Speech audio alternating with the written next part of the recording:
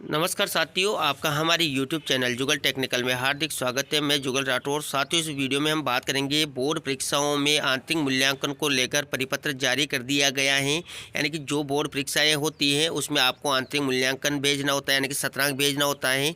जो शतरांक आप भेजते हैं वो किस प्रकार भेजते हैं, यानी कि उस जो 20 में से 20 शतरांक आप भेजते हैं, इसको लेकर अब रिकॉर्ड संधारण रखना होगा। शतरांक कैसे निर्धारण करना है, और अगर आप 20 में से 20 शतरांक भेजते हैं तो कॉपियों की जाँच भी हो सकती है, और अगर इसमें डिफरेंस 50% से अधिक होता है तो कार्रवाई भी हो सकती है। इसको लेकर पूरी जानकारी क्या है, किस प्रकार आपको सावधानियां रखनी है, इसकी पूरी जानकारी मैं आपको इस वीडियो में देने वाला हूं। तो कंप्लीट पूरा वीडियो देख के, और आप हमारे चैनल पे नए और अभी तक आपने हमारे चैनल को सब्सक्राइब नहीं किया तो चैनल को सब्सक्राइब करें, बेल आइकन प्रेस करके ऑल पर जरूर क्लिक करें, क्योंकि ऐसी ही लेटेस्ट जानकारी मैं आपको लगातार देता रहता हूँ। तो शुरू करते हैं।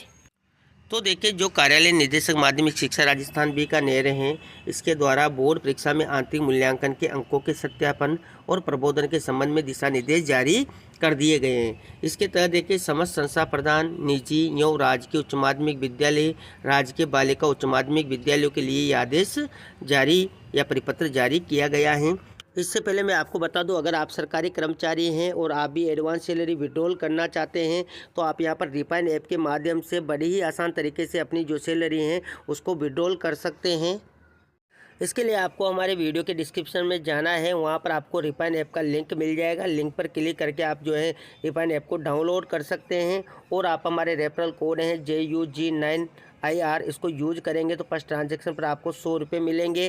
तो इस प्रकार आप रिफाइन ऐप पर बड़ी ही आसान तरीके से जो है राशि को विड्रॉल कर सकते हैं। इसकी पूरी जानकारी अगर आपको चाहिए तो हमारा जो पिछला वीडियो है रिफाइन ऐप को लेकर, उसमें पूरी जानकारी दी गई है, उसका वीडियो के डिस्क्रिप्शन में लिंक मिल जाएगा। लिंक पर क्लिक करके आप पूरी जानकारी रिफाइन ऐप के बारे में ले सकते हैं, और अपने जो एडवांस सैलरी विड्रॉल करना चाहते हैं वो बड़ी ही आसान तरीके से आप विड्रॉल कर सकते हैं। तो चलते हैं। देखिए, परिपत्र की बात करें तो परिपत्र द्वारा कक्षा 10वीं एवं 12वीं के लिए बोर्ड परीक्षा में सैद्धांतिक, प्रायोगिक और विद्यालय स्तर के शतरांक निर्धारण का उल्लेख है। यानी कि जो 10वीं 12वीं बोर्ड हैं उसको लेकर ये जानकारी है। इसमें देखिए, गैर प्रायोगिक विषय परीक्षाओं में बोर्ड की अंतिम परीक्षा के अंक के 20% तथा प्रायोगिक विषयों के लिए जो प्रायोगिक परीक्षा के अंक कम करने के बाद शेष अंक के जो 20% शतरांक का प्रावधान है। जैसे हिंदी में 100 में से 20 अंक आंतरिक मूल्यांकन के तथा 80 अंक सैद्धांतिक परीक्षा के निर्धारित किए गए हैं।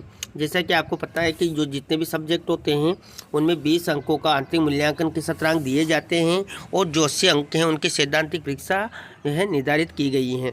यहाँ पर देखिए, बोर्ड के प्रासंगिक परिपत्र अनुसार इन शतरांक के 20 अंकों का विभाजन निम्न अनुसार है। यानी कि जो शतरांक आप भेजते हैं वो 20 अंकों का विभाजन किस प्रकार किया जाता है वो देखें। तो देखिए, यहाँ पर विद्यालय स्तर पर होने वाले 3 टेस्ट एवं अर्धवार्षिक परीक्षा के कुल अंकों के 10% इस शतरांक के रूप में सम्मिलित होते हैं।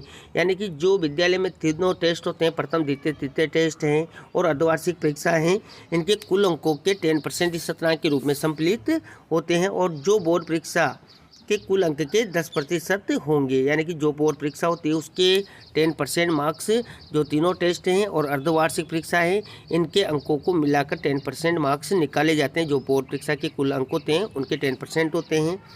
इस प्रकार मान लीजिए, अगर 100 अंकों का पेपर है तो यानी कि 10% का मतलब 10 अंक हो गए हैं, जो 3 टेस्ट और अर्धवार्षिक परीक्षा को मिलाकर आपको देने होते हैं।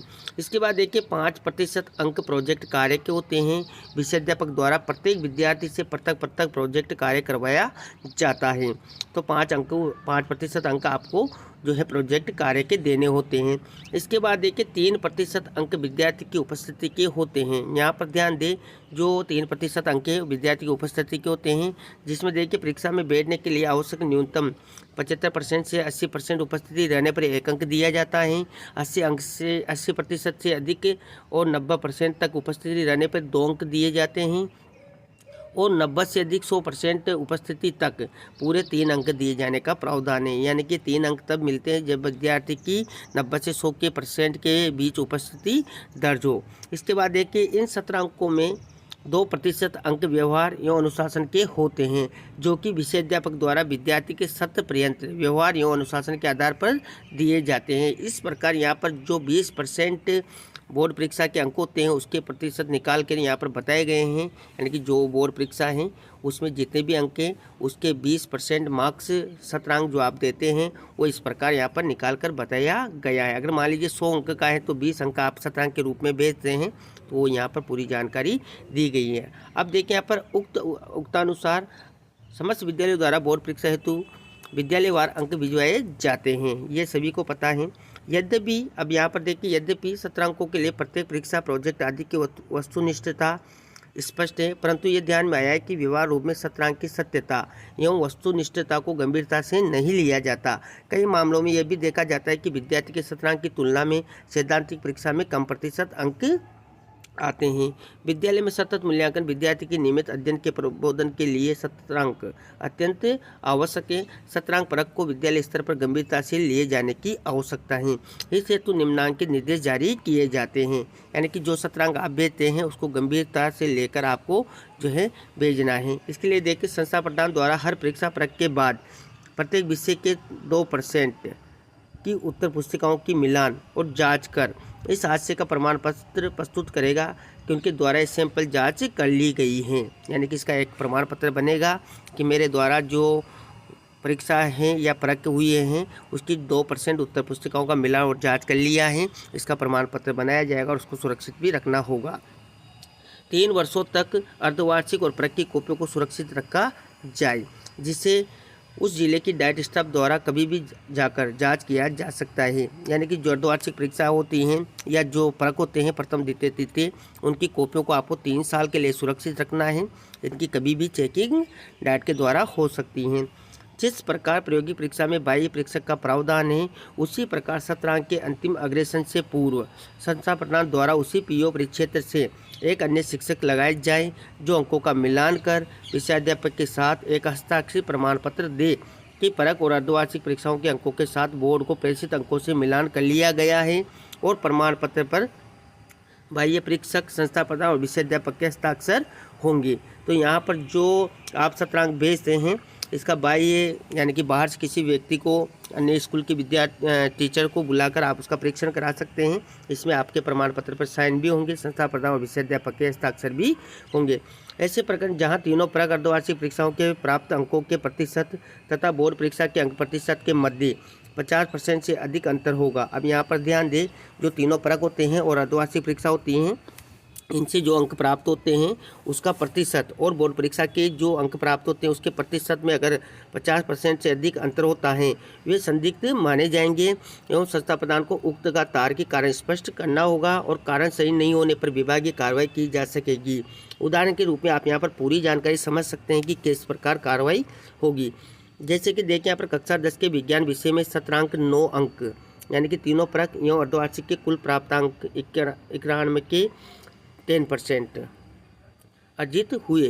यानी कि 10 में से 9 पूरे 90% हैं। यानी कि 10 में से आपने जो स्टूडेंट के 9 नंबर भेजे हैं तो ये 90% होता है। 10 का 90% निकालेंगे तो 9 अंक होते हैं। वहीं दूसरी ओर सैद्धांतिक परीक्षा में 80 है, 80 नंबर की हैं और उसमें से विद्यार्थी ने 30 अंक ही प्राप्त किए हैं। यानी कि उसको 38.75% ही अंक उसने सैद्धांतिक परीक्षा में प्राप्त किए हैं। अब देखिए, 17 अंक में तो आपने 90% अंक दिए हैं और सैद्धांतिक में स्टूडेंट ने 38.75% अंक ही प्राप्त किए हैं। अब दोनों के अंतर की बात करें तो 90 और 38.75 में 50% से अधिक होने से, यानी कि इनमें 50% से अधिक का अंतर आ चुका है और ये अंतर अधिक होने से ये प्रकरण जांच योग्य बनेगा। यानी कि जो आपका प्रकरण है और उसमें अगर 50% से अधिक का अंतर आता है तो इसकी जांच की जा सकती है। जैसा कि आपको यहाँ पर उदाहरण में भी बताया गया है कि उसने जो 17 अंक के 10 में से 9 प्राप्त किए हैं, लेकिन सैद्धांतिक परीक्षा में उसने जो है 38.75 ही प्रतिशत प्राप्त किए हैं। यानी कि इन दोनों का डिफरेंस यहाँ पर 50% हो चुका है। जब 50% से अधिक डिफरेंस हो जाएगा तब आपका जो ये संदिग्ध माना जाएगा, जांच योग्य माना जाएगा और उसकी जांच भी की जा सकती है।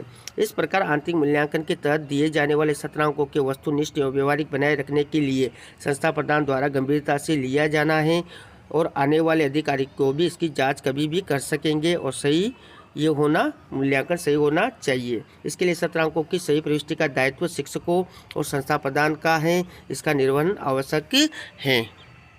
तो ये थी साथियों यहाँ पर बोर्ड परीक्षाओं में जो शतरंग आप भेजते हैं, शतरंग किस प्रकार भेजने हैं, किस प्रकार इसको आपको जो है सही तरीके से भेजना है, जो आदेश जारी किया गया है शतरंग को लेकर, इसकी पूरी जानकारी मैंने आपको इस वीडियो में देने का प्रयास किया। आपको हमारी जानकारी कैसी लगी? जानकारी अच्छी लगी तो लाइक शेयर करें, और अभी तक आपने हमारे चैनल को सब्सक्राइब नहीं किया तो चैनल को सब्सक्राइब करें, बेल आइकन प्रेस करके ऑल पर जरूर क्लिक करें, क्योंकि ऐसी ही लेटेस्ट जानकारी मैं आपको लगातार देता रहता हूँ। धन्यवाद साथियों।